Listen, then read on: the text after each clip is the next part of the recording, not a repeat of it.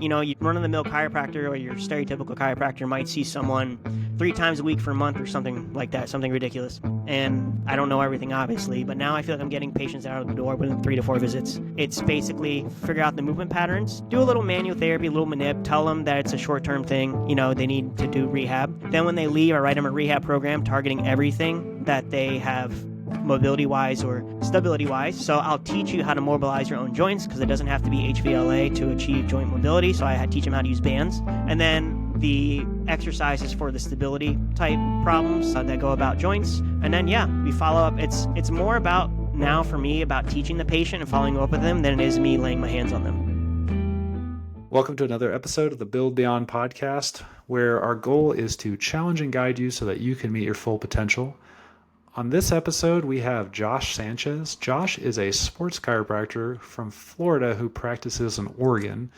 Josh is a runner, and he works a lot with runners, and he works a lot with tendon problems because he works with runners so much.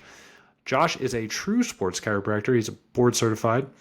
And this episode, we talk a lot about running, and I give Josh free rein to get as nerdy as he wants to about tendon problems. And I say that with all respect. I specifically got him on here because that's what I wanted him to rant on tendons, because I feel like a lot of times people have tendon issues, and they just get told that they have tendonitis and they're told to rest. And then they never get the results that they want. Josh breaks it down. He goes into a lot of detail. I think the big takeaway is that you want someone, if you've got a tendon problem or you've got a joint problem or you're looking for a chiropractor or a PT, you want someone to get pretty nerdy and pretty obsessive about what's going on with you, who's going to have a systematic approach to getting you back to doing what you want to be able to do. And that, I think, is Josh in a nutshell. I wish he practiced in Michigan because I would go to him for my issues, but he doesn't. Unfortunately, he's out of state. I hope you enjoy this episode as much as I enjoyed recording it. And without further ado, here's my conversation with Josh. I end up putting all this stuff in the podcast anyway, but it's one of those things I feel like the more formal and professional I've tried to make this podcast, the worse it is. Yeah. So when I try and overplan it and I have talking points and all these different things, the episodes are fine, but it ends up being a lot better when we just have conversations and it's a little bit less formal, I guess. Yeah. So I'll go back and do an actual intro for you. I'll record it and put it before this. But the reason why I wanted to have you on, one of the main reasons, is that you don't practice like a typical chiropractor. And I don't practice like a typical chiropractor, and I think that's probably why we get along so well. And you specialize even more than what I think even a sports chiropractor would specialize, because you work so much with runners. And I think a lot of times if I was to say, hey, I know a sports chiropractor and he specializes in runners, the first thing that's going to come to people's mind are, ooh, he's got magic adjustments for like the feet and the ankles, and that's how he helps, because our profession is so tied historically to joint manipulation. But in getting to know you, I know that's not how you practice. It's not that you don't use joint manipulation, but you look at performance. You truly are a sports chiropractor, so you're board certified. And so I think it would be really interesting for my listeners to hear how you started practicing like this and why you practice the way you do, and to have you kind of describe the way you tend to work with active populations, especially runners. Yeah, so I'm sure there's probably, a whole slew of people listening to this podcast, maybe some chiropractic students, but I would say probably 10 years ago, I probably practiced like your, run-of-the-mill stereotypical chiropractor where you manip, a little soft tissue work, maybe a little scraping and stuff like that. But it just seems so, the more and more that I read, the more and more podcasts I listen to, it just seems so bare bones. Like, there's got to be more to this. And I'm all about bodily autonomy and making sure, the patient can depend on themselves and get better as quick as possible. Athletes are probably, I don't want to say the most annoying bunch to work with, but they're the most gung-ho bunch to work with, where they'll annoy you to the point that, I heard stories of professional athletes texting sports chiros in the middle of the night for treatment or whatever. But they're also very gun ho in that if you tell them to do something that it's going to help them, they'll do it. So I chose the chiropractic route because of the fact that the scope of practice is generally broader than the PT, and you can do all kinds of things. But my niche, I decided to work with runners before I decided to go the whole sports chiropractic route. Still going at that route, so lots of reading, kind of like teaching myself really. Running mechanics and gait analysis is like my Bible. I read it so much that it's falling apart. And I just like the nitty gritty of. I'm a math guy. Like I have two left brains. I can't. I have a hard time reasoning and feeling emotions. So I'm very analytical in the sense of like it's very interesting. I mean, you can say it's the PT concept, understanding the concept of load. Going into tissues that if the tissue can't handle enough load due to maladaptation or doing too much too soon, they get hurt versus the chiropractic doesn't make sense to me at least, or for the most part, the innate intelligence, or if you adjust, the body's going to heal itself. Like you got to do more than just that to, for your body to heal itself kind of thing. So I went down that rabbit hole and started like, reading about biomechanics and joint angles and not weird, but nitty gritty, like how much force is required to do this? And do you need this much force to do this? And then when should you do this exercise or movement pattern when you are able to produce or accept this much force? To the point that it changed how I treat. Like I said before, run of the mill was basically you do your typical exam, range of motion, couple orthopedics to figure out what's going on with the patient. Now, you do very focused. Now I spend an hour and a half. They come in with one problem. You have to understand why that problem is happening. And if you go into the literature, there's different aspects of depending on the injury you're trying to address. But I'll address everyone from literally from head to toe. The concept of mobility and stability. Mobility being the most important. Tissue will only stretch as far as a joint is willing to go. Think of tendons like rubber bands. If the joint, say for your Achilles, if you don't have enough dorsiflexion by way of the foot being able, the front of the foot to go out, the back of the foot to go out, or to be able to dorsiflex, then the Achilles tendon is not going to have enough time to attenuate that force, and you're going to get a load issue into that Achilles tendon by way of mobility. And then stability is the ability to have muscles stabilize movement about a joint. So you can't produce force effectively if you're not stable. So I was just thinking about this on my run this morning because I'm weird like that, where I was like, you know what? High school kids, people always tell high school athletes to just stretch, but like, there's literature out there supporting that stretching doesn't really do much compared to strength and conditioning when they're already flexible enough. And it's like, I'm thinking to myself, it's like, well, they're not really stable because they're weak to begin with. So you wouldn't want to throw a high school kid into a traditional S&C program until you get them stable because that takes away force production. So stuff like that is what got me down that rabbit hole. And now, like, your run-of-the-mill chiropractor or your stereotypical chiropractor might see someone 3 times a week for a month or something like that, something ridiculous. Now I'm getting, knocking wood, and I don't know everything, obviously, but now I feel like I'm getting patients out of the door within 3 to 4 visits. It's basically figure out the movement patterns, do a little manual therapy, a little manip, tell them that it's a short-term thing, they need to do rehab. Then when they leave, I write them a rehab program targeting everything that they have mobility-wise or stability-wise. So I'll teach you how to mobilize your own joints because it doesn't have to be HVLA to achieve joint mobility. So I teach them how to use bands. And then the exercises for the stability type problems that go about joints. And then, we follow up. It's more about now for me about teaching the patient and following up with them than it is me laying my hands on them. What you're describing, I think, is completely different than most people's experience with a chiropractor. Like, very, very different. And I was talking to someone about this the other day. It's like, if you're going to look at the whole person and how they got to wherever they are when they're injured, and then how they're going to get out of that, lying down on a table and having something rubbed down or popped or moved a little bit, it can't feasibly actually get them from point A to point B.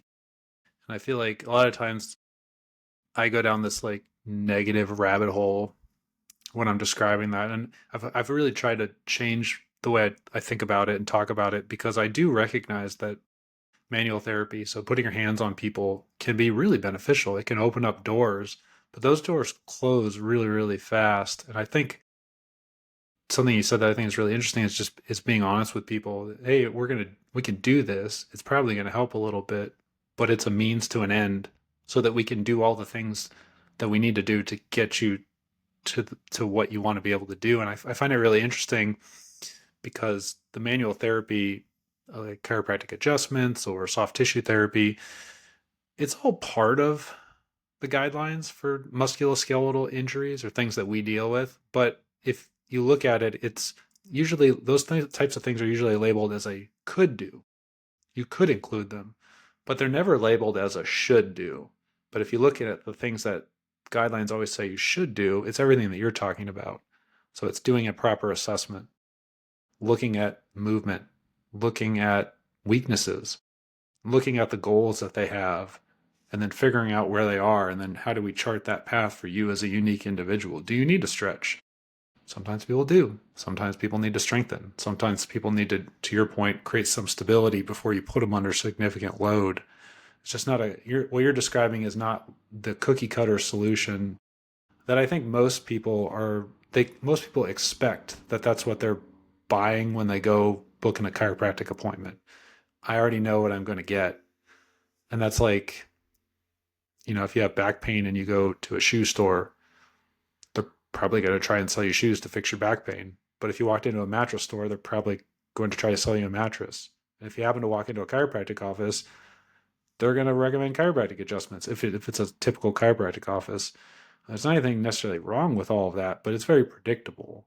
And I think what I've always liked about talking to you about this kind of stuff is it's not predictable. I mean, the only thing that's predictable is that you're going to do a good job, but like it's going to look different for everybody to a certain extent because there's that unique aspect to everybody's recovery, whether or not they're the same height and the same weight and the same age, all the same demographics, even the same diagnosis. The plan could look very different if you were just walking by a window and you saw two people rehabbing. It's like, oh no, it's the same problem. We have to come at it from a different angle. Do you find that often when you're working with athletes where it's like, oh man, I created this awesome program for this ankle sprain and I crushed it with this athlete. And I had this other athlete walk in the door and the plan didn't work at all. I had to completely reinvent it for that. Is that a common thing working with runners? It's funny that you say that because you just unlocked a memory. I work a high school running camp every summer, and I had a counselor that's actually, I think she's going to be in PT school now. She was observing me, and we had two runners back to back that had ball of foot pain, one at the exact same spot. One of them, the issue was a mobility issue in the ankle, if I were to be focused. The other one was weakness of the tib posterior. So they both had pain in the same spot, but you have to do your exam and figure out, why are they experiencing pain, at least from a focus standpoint in that area. Um, and yeah, no two exercise programs should not be the same. That's not to say that there are specific exercises that might have better muscle activation or activity, which also may not necessarily correlate to, better outcome measures. So like in a nutshell, that like if I have two people that come in with shoulder weakness of, I don't know, external rotation or whatever, if I know the highest EMG activity for a muscle in the shoulder is something specific, like for the infraspinatus, which is a muscle in the bottom of your scapula, placing your shoulder on a yoga block and putting a band on the bench and externally rotating against it, they'll have the same exercise with the same goals in mind. But to someone that's looking outside in, it may look the same, but the goals for both of them is different. It's a collective adjunct for what's going on with their body in that moment. So like they both may have external rotation weakness. They both might come in with left knee pain, but one person might not be able to rotate the hip. One might be a mobility issue of internal rotation, so they can't accept force from that region, versus someone might be a deceleration issue due to the quads of, yeah. So it can get pretty complex and overwhelming pretty fast.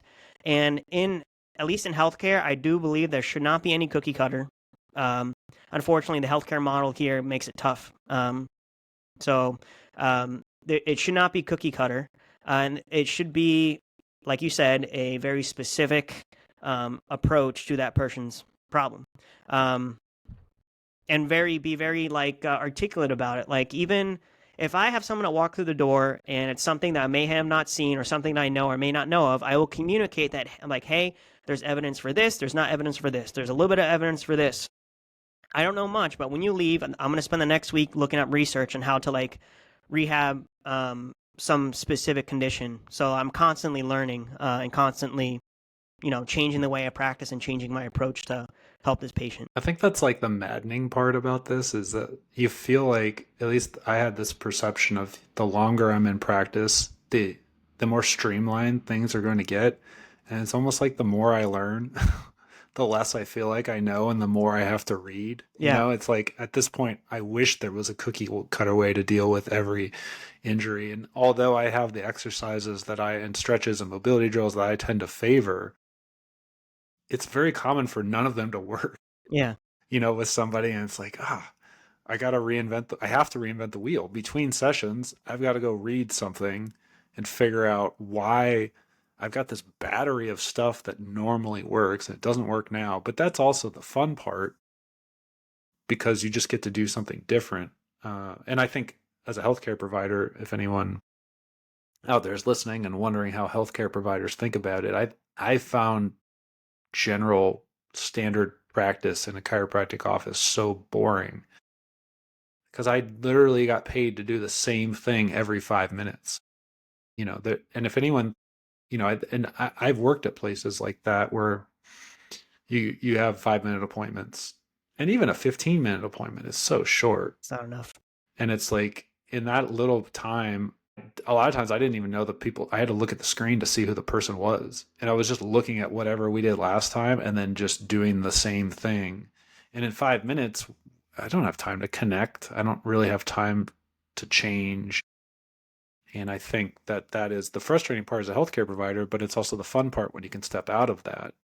And I think that's how, I would imagine that's how you connect with patients. It's like people have been through that. They've been, yeah, I've gotten my foot adjusted and I've done this, and I've worked with a PT assistant because the PT, doing the cookie cutter program for whatever. And those things just don't work for a lot of people, or they work to a certain extent, but they don't really accomplish the goals. But then they can come to someone like you and you can say, look, what do you want to be able to do? Okay, that's a big goal. We find out where you are, and then the path is really highly variable. A lot of times, I don't know about you, but I don't even know what we're going to do next session. I've got to wait to see how did everything go? Like, how are the next 3 days? And then I kind of have an idea, but it's kind of a choose your own adventure book for a lot of things, because I'm like, well, we could do this, or we could do 10 other things.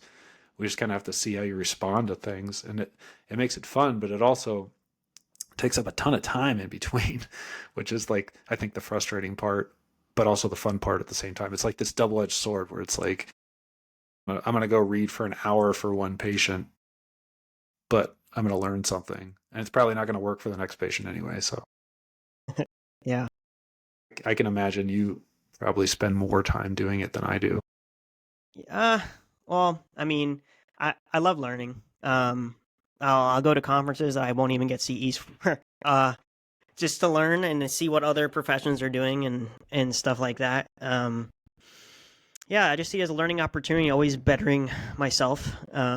Even if I'm not going to use the information that I learned, new stuff that I learned for that patient that day, there could be someone down the line. And it sticks with you. One thing I wish chiropractic, at least from a rehab perspective, taught, or even the sports board stuff, is, I know we're going to talk about tendons today, but like specific rehabilitation protocols, and not, times are always changing. Yeah. And stuff that I know now, going to seminars of like how to rehab bone stress injuries, what to do to prevent them, kind of thing, or at least reduce injury risk, how to rehab tendinopathies, what to do to reduce injury risk. Even just waking up this morning, things that catch my mind. I saw something about, you can like use diagnostic ultrasound preseason for an athlete to predict, like looking at their Achilles or patellar tendon, to predict to certain validity that what's the probability that this athlete will develop a tendinopathy based on your findings on the diagnostic ultrasound. And I mean, I only read the conclusion in the abstract there was like 2 meta-analysis. I have to go down that rabbit hole. A lot of reading. But it was like fourfold increase if they find like changes in the of risk, injury risk, and tendinopathy. So I do believe, from that standpoint, I do believe there is what I tell patients, that I'm both rehabilitative and preventative. Because, like you said, when someone walks into the door of a chiropractic office, they have an expectation of what I'm going to do. And that's what makes our job very hard of being a chiropractor, but being like a rehab professional or sports chiropractor, because they walk into the door and you have to like really educate and really validate what they're feeling. Otherwise, you're just going to not come back. Even though you know all that you know to get the patient better. So basically, it's like they come in, I'm like, hey, I tell them straight up, I practice more like a physio than I do a chiro. And this is how we're going to tackle this situation. I know you're feeling the feelings and dealing with this pain, but it's going to be okay. And I have a game plan for it, kind of thing. Yeah. And that's what makes it hard, people coming through the door, and then to build trust, because it's like, I've been called every other profession under the sun besides a chiropractor. I've been called like a trainer, a PT, and you name it, a physio. And I don't know, it just makes it hard. The healthcare industry has become so specialized to the point where it's like, I mean, you can talk to someone else that, can be like, I don't want MPs and PAs coming in and infiltrating on MDs and DO space, because obviously they have less training and it's cheaper for the hospitals to hire and even go. That's another topic for another day. Yeah. but it's stuff like that where it just makes it hard for everyone that, and you got people pointing fingers at everyone. I mean, if you go on social media, there'll be like a video of a chiropractor doing manual therapy, and then you have a massage therapist, because no one knows what we do. I'll tell you that seminar this past weekend, but no one knows what we do.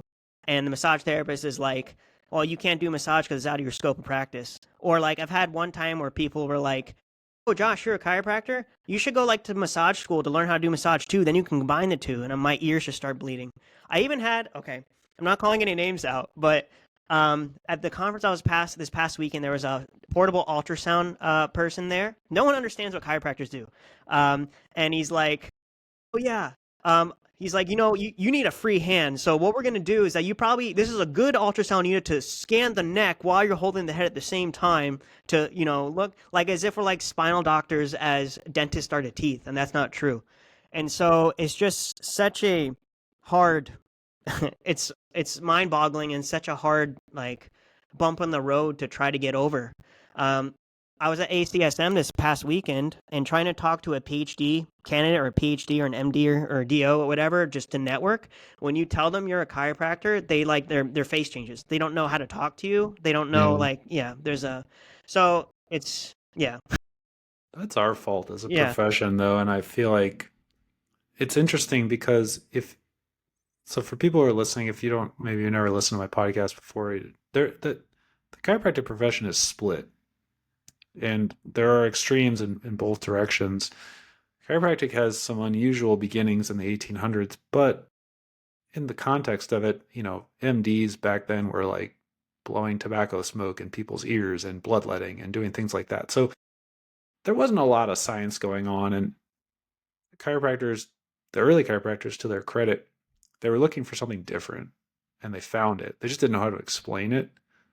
So they came up with some ideas. And those ideas did not pan out. And for some reason, well, for many reasons, the terminology has stuck around for over 130 years. And I hear it all the time, especially at gyms and different things. Everyone's got like their chiropractor, quote unquote, and it'll be like, well, my chiropractor said my hip popped out or my spine popped out or these things. And, that while joints can dislocate and sublux, it doesn't happen very often, and when it does, it's usually either related to a disease or some type of trauma. And I think those words get thrown around a lot. So you might run into someone who you're networking with, and they have that idea of like, oh, those are bogus beliefs from the 1800s. This person's a chiropractor, they must think those things, when we don't all think that way. But to be fair to them, as a profession, we have never come out formally and been like, hey, we don't think these things anymore. And other professions do those kinds of things. For example, I'm certified in the McKenzie method, and that's a physical therapy method. I think a lot of people will talk trash about McKinsey because they have this old model, like a disc model, where like and McKinsey dropped that a number of years ago. They just came out and said, we don't have any evidence to support it. And actually, a lot of the evidence is saying that the way we thought about the spine was wrong. But we know that we get clinical outcomes, so we're just going to change the way we describe this to patients. So when I go to McKinsey seminars, they're very open and adamant about the fact that you should not sell misinformation just because it's easier to explain it this way. And I've really appreciated that about physical therapy as a profession, that there are factions within PT that are willing to say, hey, we were wrong. Like, it's our bad, but new things have come up, and we're going to change the way we think about things and the way we describe things. Chiropractic just seems, as a profession, we seem very reluctant to do that. But it happens subtly. So if you go to the American Chiropractic Association website, they don't really have a lot of stuff from the 1800s on there. They don't have anything coming out and saying, hey, we don't practice this way. But if you look at the guidelines they post for low back pain, for example, which is our bread and butter, there's one article and it's a medical article, and then there's a second one that is basically like the could do, should do things that we were talking about before. And both articles say that cracking someone's back, you can do it, but it's definitely not required, and it's not even appropriate for a lot of people. And that's very subtle. You would have to like go to the American Chiropractic Association website and look for that information. But I feel like as a profession, if we could start to get this message out a little bit more without being confrontational, and just saying that, that it's the things that we thought in the 1800s, they didn't pan out. This verbiage is not true. And as chiropractors, we don't own manual therapy. We don't own back cracking. PTs can do it. And PTs don't own exercise and rehab. We can do that. And just be a little bit more honest and upfront about what we can do and what we're good at. And I think people would start to get a better vibe from us as a profession and see us less as like these back cracking specialists or ankle cracking specialists. And I feel like that's the hard part in communicating to people. And it's why I hope some of these podcast episodes are helpful for the people listening, that a chiropractor, especially a sports chiropractor, has so much more to offer. I'll almost adjust people for free. Like, it's not even part of my billing anymore. I'm a cash-based provider. So if someone wants to get adjusted or it might help, it doesn't change anything. I just kind of use it as a tool sparingly to help move someone along. And I think a lot of people find that out, and they find that hard to believe just because of their past experiences, and because of the fact that as a profession, I don't think we've done a good job of coming out and updating other professions and the public, and even chiropractors. The chiropractic subluxation, has never been proven to be a real thing. Like, we don't have, like, it's essentially on par with Bigfoot and the Loch Ness Monster. Mm-hmm. Like, we've got nothing. After 130 years, we have anecdotal evidence. That's it. And we have people actively trying to prove that this thing exists. And it's like, at some point, you're going to have to just come to terms with the fact that Bigfoot is not real. Yeah. It's not a real thing, and this chiropractic subluxation is not a real thing. But it's hard because in Michigan, for example, it's part of our state law. Like, the state of Michigan says that I correct subluxations of the spine. So, it's just, there's a lot of stuff, a lot of layers that need to be changed. And I'm not going to change any of it. I don't even have the energy to, if someone asked me to be involved, but I like to at least get my voice out. And that's why I like to highlight people like you, because I think a lot of people out there, and,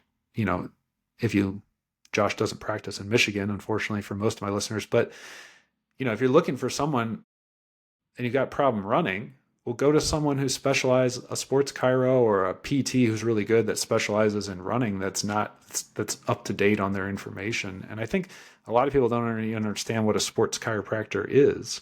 Mm-hmm. Because there are a lot of general chiropractors who treat athletes, who call themselves sports chiropractors. And depending on your state Like in Michigan, it's not very well regulated. But that's like, as a chiropractor, I can read imaging and I can write reports, but I am not a radiologist. Even though it's within my scope of practice to do those things, I can't claim in good faith that I'm a radiologist because I haven't had all that training. To call yourself a sports chiropractor is somewhat similar. It's like you and I have been through a lot of extra education. There's two levels of it, and we've done the first level, the CCSP. So we're both certified chiropractic sports physicians because there is an American Chiropractic Board of Sports Physicians who does these board exams. And then we've gone the distance for the diplomate program, and we're pretty close to being there as well. But for me, it's been like a 4-year journey of continuing education. And there's just a lot that goes into it. Sideline medicine, emergency medicine, written exams, impossible practical exams that we will pass at some point. But so I think if you're out there and you're listening and you're thinking like, oh, sports chiropractic sounds pretty good. If you want an actual sports chiropractor, like someone with a board certification, you can look at the American Chiropractic and Sports Physicians website, ACBSP, and there's a search engine. You can find people in your area or relatively close who have gone through the steps and the extra training. And it's similar, like if you have imaging and you want a radiologist to look at it, and you specifically want someone trained in radiology to look at it, well, you don't want some chiropractor or physician who's not a radiologist to claim that they could provide that service. I don't know if that's a pet peeve of yours, but it is a growing pet peeve of mine just because of the amount of extra work that we do. And people don't know. And I feel like that's the most deceptive part is like, oh, I go to a sports chiro. And it's like, no, you go to a general practice chiropractor, which is fine, who likes to treat athletes, which is also fine, but it's not really the same thing necessarily. Now, there are a lot of people out there who are general practice chiropractors who do an amazing job with athletes. And that's cool too. But I don't know that I think that that's a big distinction. And actually, that's for the listeners. That's how Josh and I met. Yeah. So I don't know. You practice in Oregon. Where in Oregon do you practice? Beaverton. In Beaverton. Okay. Yeah. But you're from Florida, right? Yep. From Florida. Okay. Florida.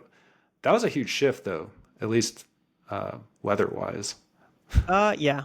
It's colder and it rains a lot more, but it's not like torrential downpour rain like Florida in the summer. It's a constant drizzle like 70% of the year. But now it's really nice because summer's the time to be here if you're going to come out this way to visit. Yeah. Let's shift to tendon problems. Yeah. That was one of the things when I first met and we were talking, I was like, man, this guy knows more about tendons than I do. And I don't know a ton about tendons, but I've read a lot of Jill Cook's stuff and listened to a lot of podcasts with her and tried to educate myself because everyone who has a tendon problem typically gets told they have tendonitis. And by the time I see them, it's like, I've got chronic tendonitis. And they don't even no one really understands like what that diagnosis is. And like the idea that something could be swollen chronically, like if anything else was just swollen for years, that would freak people out. But we've got into this this pattern of being okay with swollen tendons. So can you, because you explain it way better than I do, when someone feels like or believes they have a tendon problem, how do they know, like what are the things that you look for? One, to say, this is a tendon. And then two, to classify it as either tendonitis or tendinopathy or tendinosis or however you like to classify. Yeah. Let me write some stuff down here so I can, and how I test. You don't have to go into great detail, but just so people could understand that, okay, because there's people going to be sitting here listening to this or watching this and they're going to say, yeah, I think I have a tendon problem. And then what's your thought process?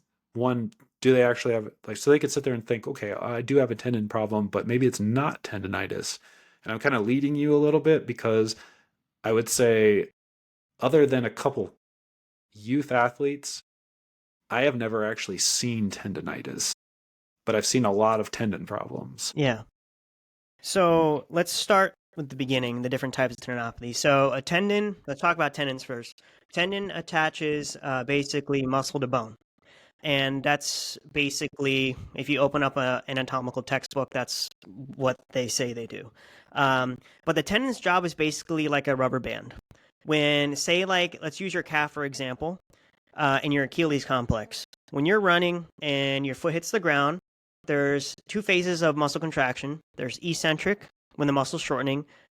Sorry, eccentric when the muscle is lengthening as it's contracting, and then gap, and concentric where the muscle is contracting. In between the eccentric and concentric phase, there's something called amortization, where there's an energy transfer between the two phases that goes through the tendon. Tendons, depending on what phase you're training you in, your sex, whether you're male or female, on how stiff the tendon is, and how you can transfer energy through the tendon through those two phases of whatever you're doing. In my case, with my population, it's mostly runners, but you'll see it in a bunch of other things. And not all tendons are the same. If you were to look at it microscopically, the morphology of, like, say, for the Achilles tendon, it's like a suspension bridge, I believe, with like the three prong, and it kind of spirals long ways. While your patellar tendon is more like a pigtail, where it kind of goes like this. And then even more interesting is your tib anterior tendon, the shin muscle tendon. The fibers, I believe, are linear because it only accepts force, kind of thing, because your tibialis anterior absorbs shock. But anyways, what happens with tendinopathy or tendonitis or reactive tendinopathy, which we'll start with first, is that the tendon experiences too much load than it can currently handle. If you watch or listen to some of Jill Cook's stuff, with tendons are unique. And you guys at home that are listening, you can look up Jill Cook's stuff, Ebony and Rio's stuff.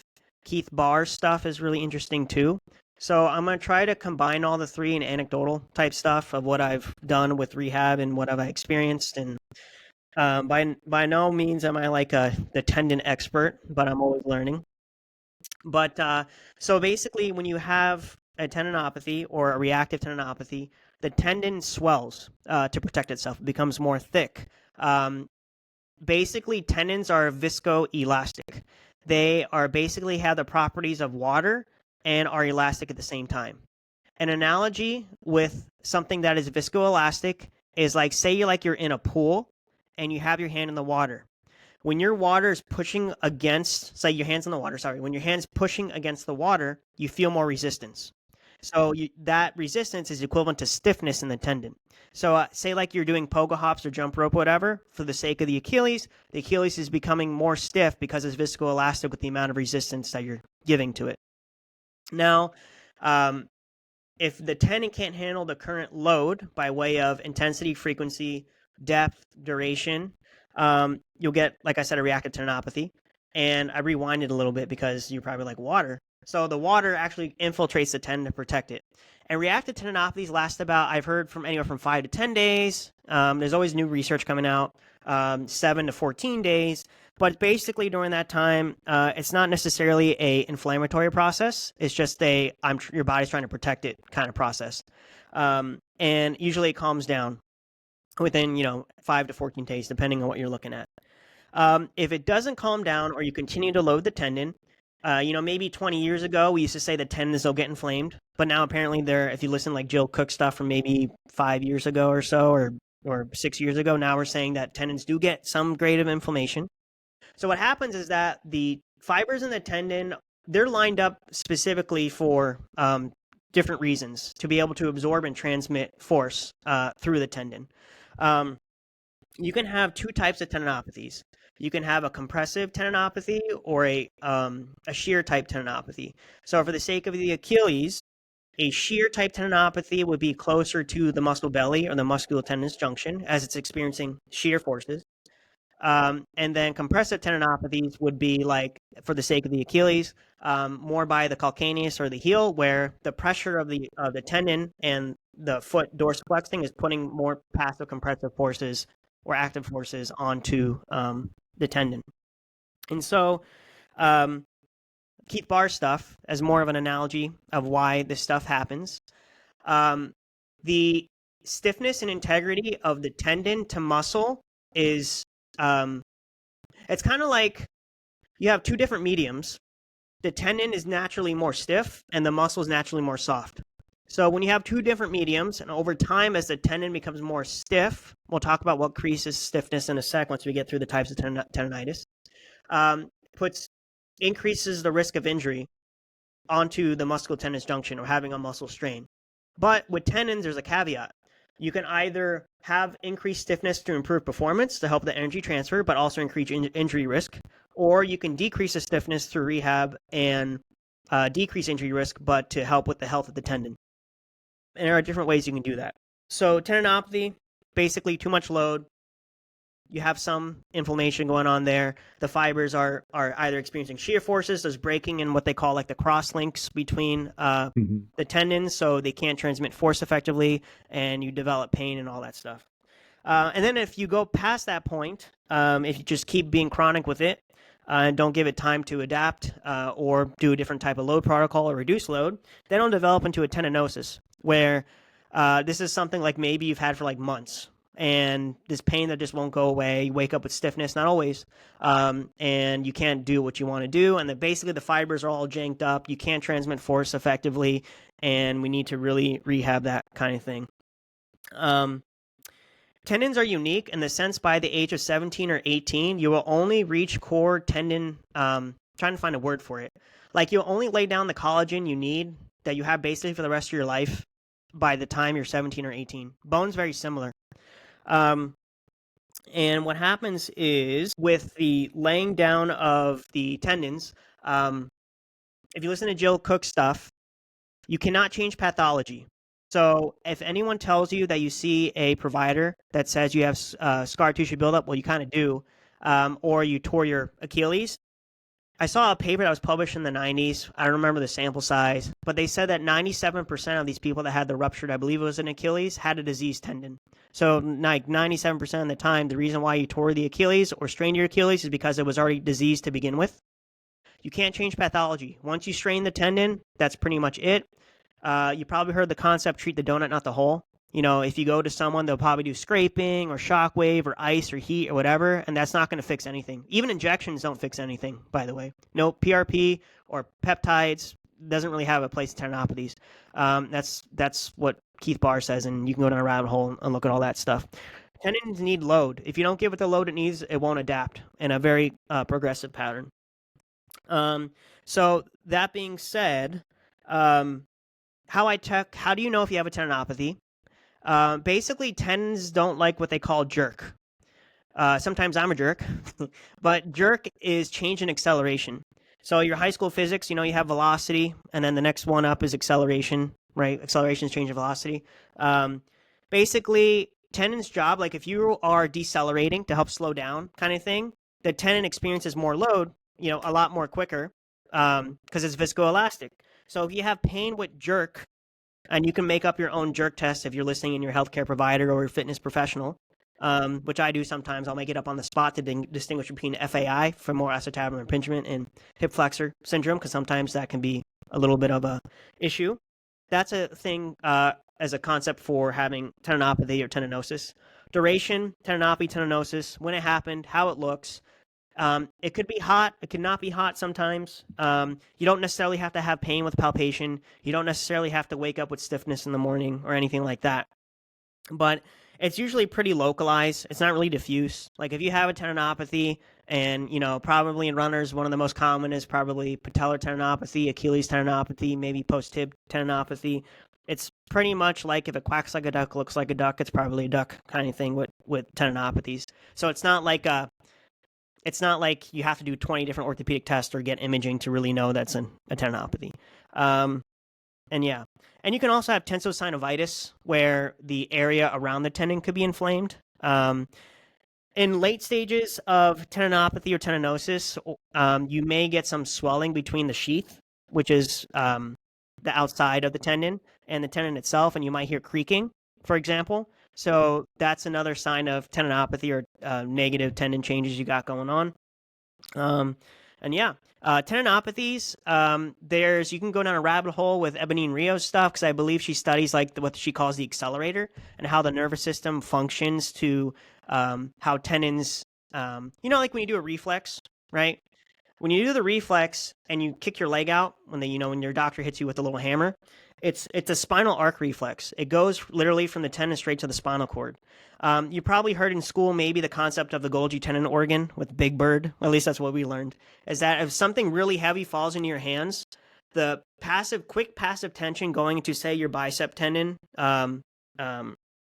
is sensed by the Golgi tendon organ in the tendon that to tell the tendon, hey, this is too heavy. We need to drop this kind of thing. So it's a kind of a similar concept that it's a lot. Jill Cook has a couple of lectures on YouTube through like the Swiss whatever. You can look them up. But her stories are like, an athlete can like play through a broken finger, can play through this and that, but they can't really play through tendinopathy. And another cool thing too is that like there's a nervous system function that if you have tendonitis, the way it works is that your brain will stop recruitment. And this is where isometrics come into play, by the way, of how I like rehab and stuff like that. So I'm gonna write that down so I don't forget. Is that if you can shut off that signal, or decrease the pain or reduce the load, then you'll be able to produce more force, kind of thing. Yeah. So with that, if you have any questions or anything you want to say? I'll summarize it. So tendons, quite simply, connect muscle to bone. Pretty simple. But treating a tendon is vastly complex, depending on the tendon, depending on the stage of the tendon issue, how long you've had it, your goals. So for anyone out there who thinks they have a tendon problem, has been told they have tendonitis, maybe you do, maybe you don't. Maybe it's not a tendon, maybe it is a tendon. But I think when people who get diagnosed with tendonitis, typically it's like, stop using it. You need to rest. You need to take anti-inflammatories. We can use ice, and sometimes they get compression. None of those things, based on what you just said, are going to have any significant effect. I mean, the pain will go down for sure, because you're going to stop. If you rest, you stop tugging on it. And anti-inflammatories and painkillers feel good, usually. But when you go back and use it, to your point, the tissue is never going to change back. Once you have that tendon problem, it's there. So you can rest as much as you want. It's not going to fix it. It's not going to heal in that way. So I think for people out there, if you're like, I think I have a tendon problem, well, you probably do. It's not a hard diagnosis to make, but the solution is vastly complex and unique to you. And that's why I like talking to you about it, because it's like, I wish you practiced in Michigan, because I would send, so many people to you. Because for anyone listening, Josh is the kind of doctor you want. Someone who's not just going to be like, oh, tendon problem, I got this cookie cutter solution. Do these things that don't work for a while, and then we'll see what happens. It's like, no, we got to get down into kind of the details. Yeah. And then understand that there's probably some type of complex pathology going on that we can't necessarily fix, but you alluded to it. We can rehab it. And I think that's what blows people's minds. It's like, wait a minute, isn't rehab going to fix it? And it's like, it's not going to necessarily going to change the tissue. I mean, I guess it could depending on the injury, but we're looking at desensitizing. We're looking at strength and conditioning, the whole system. We're looking at your specific goals. So let's say you've got someone in general with a tendon problem. You already said isometrics, and I'm assuming that's where you start with a lot of them. So someone walks in, they go, hey, Josh, I got chronic tendonitis. You examine them, you're like, you do have a tendon problem, but everything you've been doing for it is not going to get you the results that you want. Where do you start? Where do you go next? So, like I said at the beginning of this podcast, anyone that walks through the door, I assess their whole movement pattern from head to toe. So, say, for example, it's the patellar tendon. Why is the patellar tendon being overloaded as it is? Clearly, the vasti muscles and the glute medius muscle within the first 20% of stance helps slow down your center of mass. From that, looking at that focally, if you can't slow down your center of mass, forces just don't disappear. They got to go somewhere. So, inability to accept force, probably most likely to develop a tendinopathy at that point, whether it be mobility or stability. Once I figure that out, we have to ask ourselves, what stage is this patient or athlete in? Are they reactive? Are they basic tendinopathy, or they've had this for months? And that's going to change the approach. So tendons need load, like you said. And there's something called mechanotransduction, where the way collagen is laid down, and that's how tendons heal, is that the body lays down more collagen and it links them together so that you can help transmit that force. Mechanotransduction is a way to tell the tendons, like you load the tendon a certain way, that tells the fibers to line up a certain way. So you have to give it a vector of force in line with the tendon, or for the tendon to be able to adapt. Now, I said earlier, tendons are viscoelastic, meaning they both have elastic properties and water type properties, and they don't like speed. So Keith Barr's stuff, he studies isometrics, and I do this with my patients myself. I've been, knocking wood, I've been pretty successful with almost every tendinopathy problem that I've ever had or ever worked with. It's just that you got to be patient because it takes time. Is basically Keith's stuff. This is my protocol of what I do. So if the patient is reactive or pretty acute, or something just happened, I wait 48 hours, because it takes about 48 hours for natural inflammation to go down. Once the 48 hours have passed, then we start them on an isometric protocol. I have a patient right now that has high hamstring tendinosis. Caught it pretty early, strained it in a track workout. I got a diagnostic ultrasound, so you could see it on there too, which is kind of cool. But you want to go with pain as a guide first. And I believe, according to Ebony and Rio studies on the Achilles, you can have pain with tendinopathy and it's okay. Pain, at least for the Achilles, and you can be conservative depending on what you're working with, and we'll talk about that too, is 5 out of 10, either during, after, or immediately after. 5 out of 10 or less during the activity, immediately after, and 24 hours later. It takes tendons about 24 hours to know if you've loaded it too much.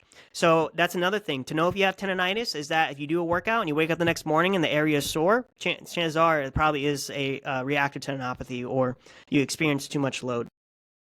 It also takes 48 to 72 hours to reach net positive collagen synthesis, which means how you're going to load the tendon with heavy flow loads, which comes after isometrics, with isometrics, is going to be dependent on how you program that.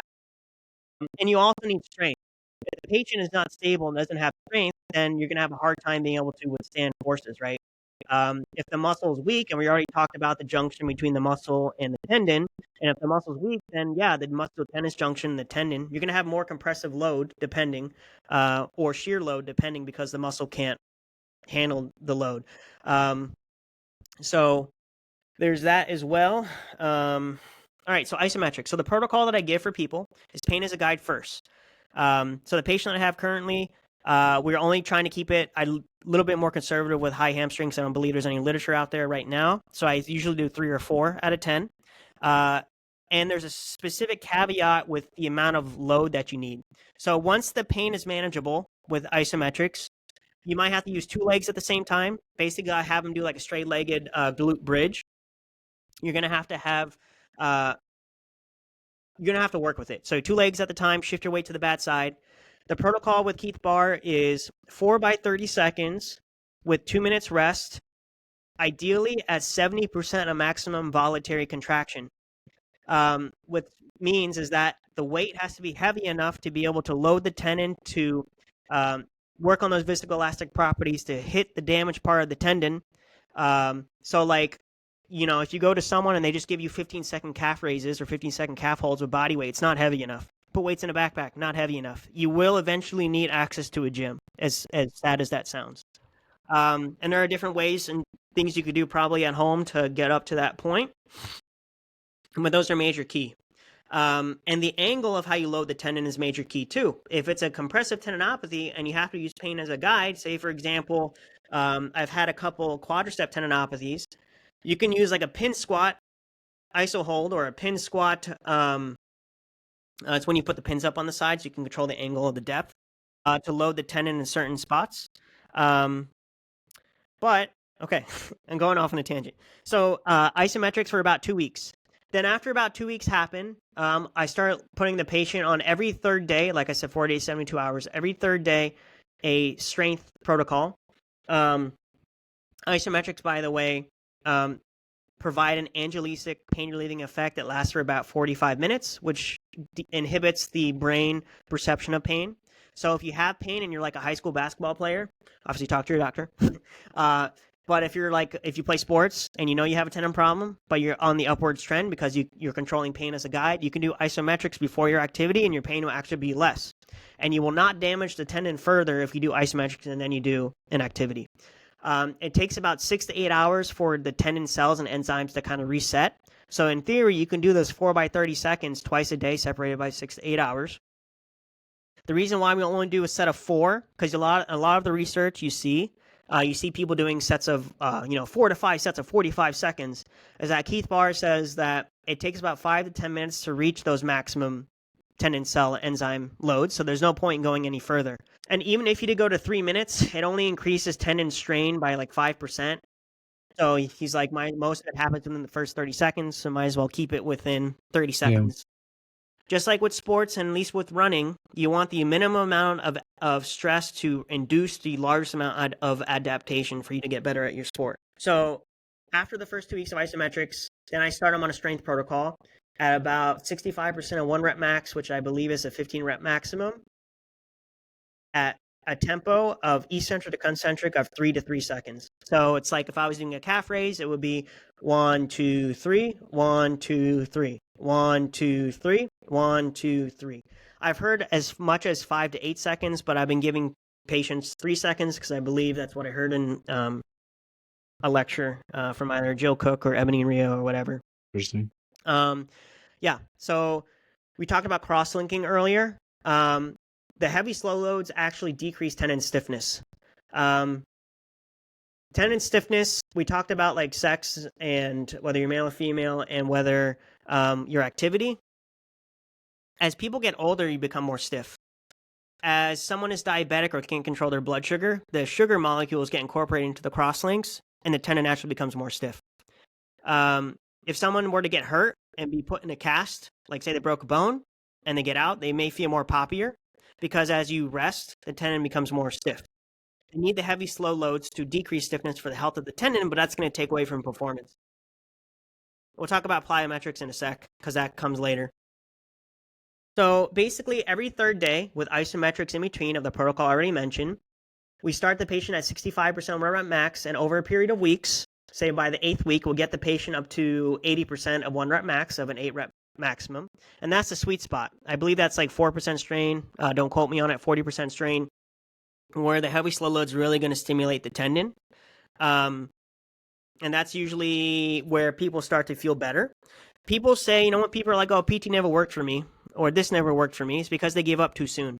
You're not going to see changes in the tendon until you get to about the 8-week mark. So when someone comes into the office, I'm not going to have you come in 3 times a week every week. I'm going to print out for you a plan, and you're going to follow it. So I may see you like 2 or 3 times, but then after that point, I'll probably see you once every 3 weeks or something like that, just to follow up. And it's your job to do the homework. If you don't load it, like I told someone the other day that I have a patient that has Achilles problems. I was like, you're going to have to go to the gym twice a day.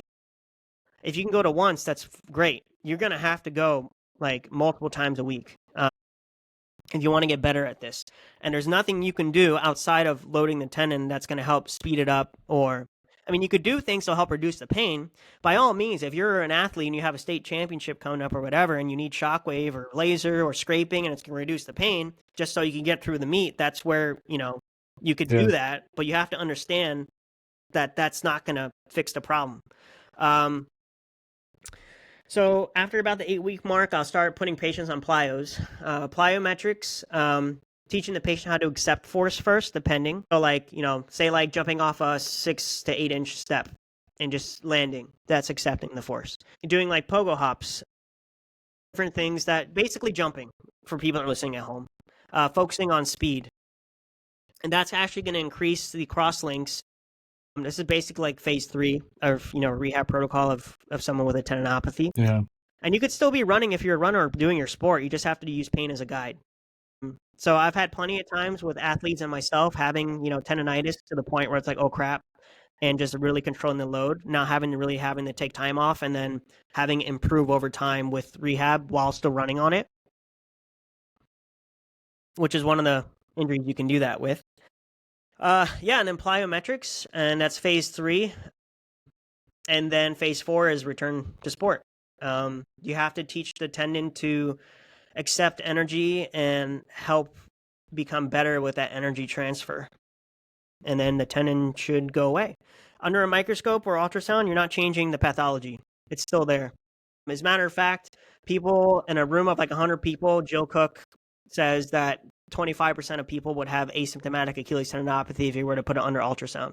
So you can have it right now and not even have pain. But I think another thing with tendinopathy, and even, there's a lot of things coming out now on how to like communicate with patients on about their pain, so they're not catastrophizing or being over worried about it. I saw something recently about pain neuroscience education doesn't really matter. Might as well just do exercises because they'll have the same outcome.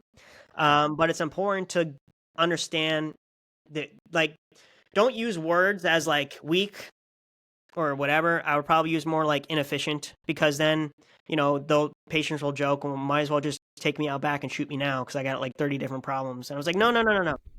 It's not that you have problems. Anybody that will walk in through the door, I'm going to find 30 different things of why you're loading the tendon. This doesn't mean that you're having all these, massive problems.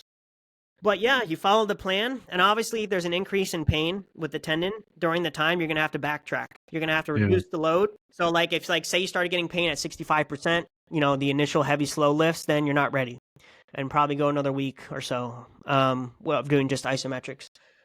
Or you have a flare for whatever reason. Sleep comes into play too. Diet comes into play. There's some merit of taking 15 grams of collagen or gelatin an hour before you do it, so you give your body the specific amino acids to rebuild the tendon. High leucine diet, upping your leucine intake to help with the tendon healing as well. Vitamin C, MSM, those are things or caveats or adjuncts you can add to the healing process. But yeah, it's not rocket science. It's just patience. A lot of patience and a lot of program design to really get tendons to rehab. If people want a magic pill or magic bullet, it's not gonna change. Really, you're gonna have to put in the work. Yeah. Well, what you just described, I think to a lot of people, is going to sound like rocket science. Yeah. But I can summarize. I think so. Tendon rehab is uncomfortable, and if it's not uncomfortable, it's crap rehab. Hold on one second. My dog's barking. Yeah, my dog was taking a nap in here, and then she woke up and decided she needed to leave. Yeah. So if rehab, if you've got a tendon problem and you're trying to work through it, and you're like, oh man, it feels so much better, and it's only been a couple weeks, it's like, I don't think you're pushing it hard enough if you have active goals. And I think that's the hard thing for a lot of people to realize.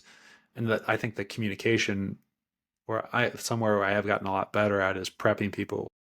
No, I want this to hurt a little bit, within reason, depending on what's going on and what your goals are, because we have to stress the tendon at some point. And what you're describing, this 3-phase approach, starting with isometrics, which for a lot of people who don't know what isometric is, it's like the equivalent of holding a plank.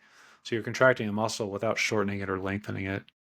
And that has different effects. It can have an analgesic effect, so it can decrease pain. It can help strengthen. It's a crawl, walk, run phase. And then you're quite literally talking about that. So it's like isometrics, and then you progress to something where it's slow, heavy movements, and then you progress to more dynamic, explosive movements, and then you progress to sport. It's a very logical progression, and a lot of people will listen to this and be like, well, I've had a tendonitis for years. I don't have that progression. Why didn't anyone tell me that? And I feel like I get that kind of reaction a lot of times when I explain the plan. They're like, well, that's super logical. That makes sense. Why has no one told me this before? Yeah. I don't know. And I made up an analogy. I'm curious to see what you think about it. It doesn't work all that well, but it takes out the pain science stuff that I think people get bored with. So if someone goes on vacation, we live in Michigan, so a lot of people go to Florida, and on the first day they drink too much and they get a sunburn. So now you're in Florida on a 2-week vacation, and day 1 you're sunburned. And what you really want to do is enjoy the hot tub at night with your friends, but you can't because the water hurts so much. You're not under any like misconception that you've permanently damaged your skin, but you are in a state of hypersensitivity. So what could we do? Well, we could try and desensitize the skin So maybe we could get you in a lukewarm bath. Over time, we could increase the temperature. But if we throw you into something hot, you're going to have a reaction to it. You're not going to like it. It's going to cause more pain. But if we're trying to desensitize your skin, we do have to put you in something that's uncomfortable. If it's comfortable water, we're not working towards your goal of getting back in that hot tub. And if you can progressively increase the intensity over time without completely, sending yourself down this pain spiral, well, it's quite possible that as the tissue starts to adapt and you start to get used to it, that you can get back to the hot tub. And it's not a perfect analogy because with the sunburn, there is tissue damage that can heal. But I feel like, I don't know if you like that, but it's helped a lot of people understand that, like, okay, because I can be like, look, today I'm going to put you in hotter water. This is going to be uncomfortable, but you got to be okay with that. But I need that feedback to see. I don't want it to be too hot. But if it's too cold, too comfortable, what are we doing? Like, why are you paying me money and spending the time here just to do some cookie cutter, easy, comfortable exercises? Yeah. But there are things that we can do to decrease pain. But also, do you want to get better faster? You know what I mean? Like, what's your level? And a lot of people do have a timeline. So it's like, hey, with your timeline, realistically, let's make it uncomfortable and move you closer to your goal. And I think that's the part that doesn't get communicated well to people, that it might need to be uncomfortable. And then no one qualifies that with, like, this is what the discomfort means. And this is the plan. This is the 3 or 4 phased approach that we're going to go through to get you from point A to point B. And the plan is somewhat adaptable, and we may have to take a step back if we go too hard. But if we don't push you enough, then we're just wasting time and you're not getting anything out of it. So I think, if I understand you correctly, I think that's how I explain it to people. And I definitely don't have the depth of knowledge. I feel like I've read a lot of stuff you read. I just don't know how you have a memory where you retain all this information, because I don't. But that's why I wish you practiced in Michigan, because I always have tendon pain somewhere. I would just come to you and have you help me. Yeah. But Yeah. yeah. Is there But really that's what I think for the people listening, that's what you want. You want someone who's like a doctor who's going to kind of obsess over your issue. So if you're a runner, if you can find a doctor who's a runner, who, like, quite literally has been through what you've been through and has helped people with what you're trying to accomplish, and is trying to be as up to date as possible with the research while at the same time practically applying it to people to get the results. To your point, you do quite well with tendon problems. Well, it doesn't surprise me. You know what I mean? Like, you're borderline obsessive about it, which is awesome, because, like, when you go to a healthcare provider, that's what you want. Someone who's just going to be like, won't stop until you get the result that you want. And as long as you're willing, as a patient, willing to put in the effort and do your part. And I think that's another hard thing for people to wrap their mind around. I'm going to a chiropractor. I thought I should just lay down on the table and they do stuff to me. Why can't I just go get that treatment? And it's like, well, you can't necessarily get the results that you want unless you're willing to do what you need to do to get there. And for most people, they just aren't even given the opportunity to make that choice, because they'll go in and they'll just get, like, their Achilles tendon adjusted or something. It'll be something, you know what I mean? Like, it doesn't even make sense. Mm-hmm. Where it's like, okay, you have an Achilles tendinopathy or a patellar tendinopathy, and they were adjusting your joints, and that's it. Like, what's up with that? Like, how is that going to... And people don't know. They're like, well, I don't know. He's the doctor. She's the doctor. That's what they told me. And I think that's the part that I like to get across to people, if you've made it this far in the episode, is that, you need to find someone who obsesses about it and is going to not approach it from a cookie cutter perspective. And I think maybe that's, like, the big takeaway from this episode that I'd like people to know, is that there is something out there that is better than what you're getting, probably. And it might exist in your town very close to you. And if it doesn't, there's probably something else that you can do. You don't have to accept the same poor results over and over again. And I think the more chiropractors, and I'm just going to pick on chiropractors right now, the more chiropractors we can get to shift their perspective and say, yeah, it's not good enough. What I got in school and all of those things, that's a nice foundation, and I appreciate that. But I've got to keep changing and learning and doing more. I think that's the hardest part with communicating with other chiropractors is there just there aren't as many who take that stance as I would like. And I think that's why I've always liked talking to you and listening to you, and I think maybe why I get along with other professions a little bit better, because I feel like there's, that when you look at like physical therapy compared to chiropractic, PTs are crushing it in research compared to chiropractors. I mean, like the best stuff for our profession comes out of physical therapy, in my opinion. Mm-hmm. Maybe some people disagree with that, and there seems to be a lot more humility and willingness to adapt and change. And within our profession, not so much. Yeah. And I think that's unfortunate. And I think it is changing a little bit, especially within the sports chiropractic community. But yeah, I don't know. That's why I definitely wanted to have you on, and I wanted to give you an opportunity to be a little bit of a tendon nerd on my podcast, because I learned something today, and I love this stuff. And maybe there are some chiropractic students or some chiropractors listening to this still. And if you are, and we just said something that you think completely contradicts what you know, before you get upset, think about why it upsets you. And if you've got a rebuttal and you've got something you want to say, I'll have you on to talk about it. But I don't know. It gets a little old, and I'm not upset with patients because they don't know any better, but just in general, it gets old with within the chiropractic profession. I get a little frustrated how many people are like, I don't know, I've been seeing a chiropractor for like, several months for this issue, especially with running, and they've been adjusting my feet. And it's like, okay, and what else? Well, that's it. You know what I mean? Or they've been getting laser or something like that, which is fine. But it's like, how is that going to get you back running? And it's not the patient's fault. Yeah. It's more of just a frustration with people who are, essentially selling Band-Aids and calling it a cure. And it's like, there's nothing wrong with Band-Aids. I use Band-Aids.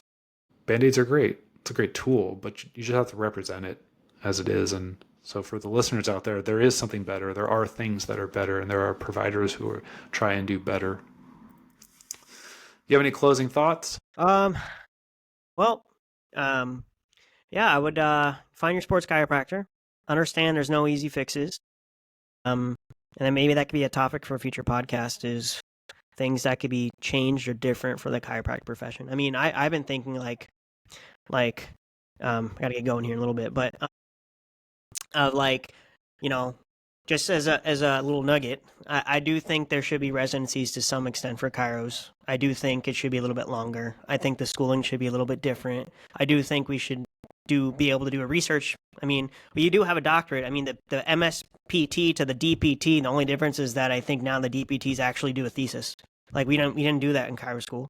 I think there's a lot of untapped research, and hopefully University of Pittsburgh does something with the profession to really light it up. But yeah. That is a good topic. Maybe I'll have you on with I got some other people in mind that I think would be good roundtable discussion. I actually have some chiros I know who would probably disagree with you, and if we could get everybody on and everyone to agree to be somewhat civil, yeah, it might be a fun, spicy conversation. But yeah. I don't know. We'll see. Yeah, see if I can link that up. But all right, Josh, it was good to have you on. Thanks for tuning in, and everybody. And yeah, that's it. Awesome. Thanks for having me.